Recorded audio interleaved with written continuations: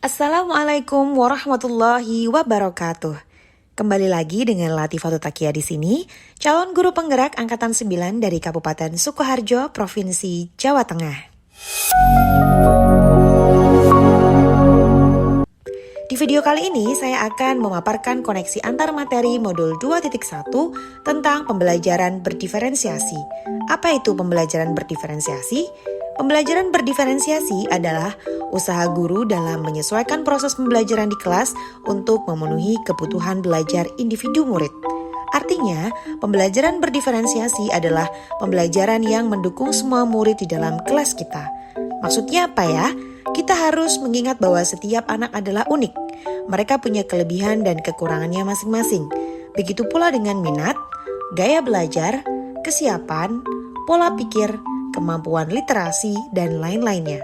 Pasti berbeda bukan? Nah, disinilah diperlukan usaha guru untuk dapat memenuhi kebutuhan belajar murid yang berbeda-beda agar mereka merasa nyaman saat belajar di dalam kelas dan tentunya tujuan pembelajaran dapat tercapai. Lalu, bagaimana ya caranya agar guru bisa dapat melakukan pembelajaran berdiferensiasi di dalam kelas? Agar guru dapat melakukan pembelajaran berdiferensiasi di dalam kelas, guru harus memahami tujuan pembelajaran terlebih dahulu.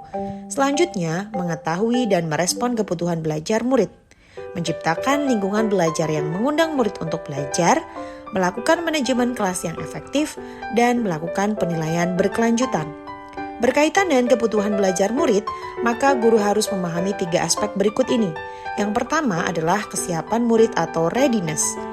Kesiapan belajar murid, guru harus mengetahui dan menilai pengetahuan awal untuk menentukan apa yang telah murid ketahui. Yang kedua, minat murid. Minat setiap anak pasti berbeda-beda.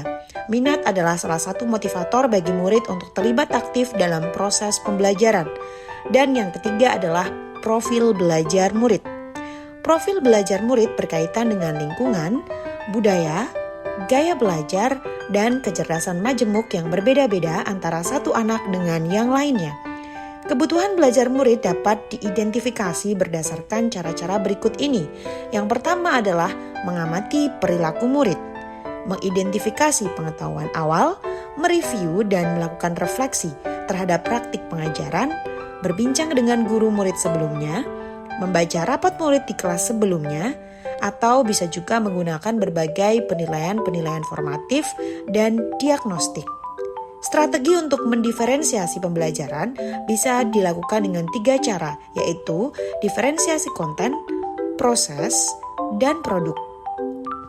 Guru dapat memilih salah satu atau kombinasi dari ketiganya.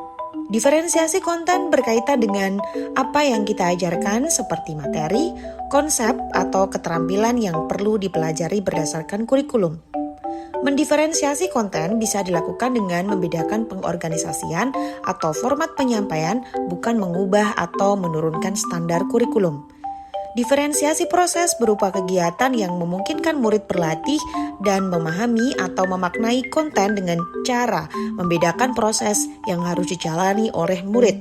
Dan diferensiasi produk berupa bukti yang menunjukkan apa yang murid telah pahami dengan cara membedakan atau modifikasi produk sebagai hasil belajar murid, hasil latihan penerapan, dan pengembangan apa yang telah dipelajari. Lalu, adakah keterkaitan antara modul pembelajaran berdiferensiasi dengan modul-modul lainnya? Jawabannya tentu saja ada.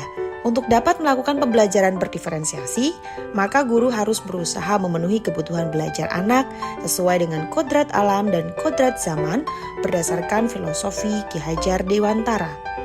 Dalam melakukan pembelajaran berdiferensiasi, seorang guru penggerak harus berpihak pada murid, reflektif, mandiri, kolaboratif, dan juga inovatif untuk dapat menciptakan pembelajaran-pembelajaran berdiferensiasi agar dapat memenuhi kebutuhan murid.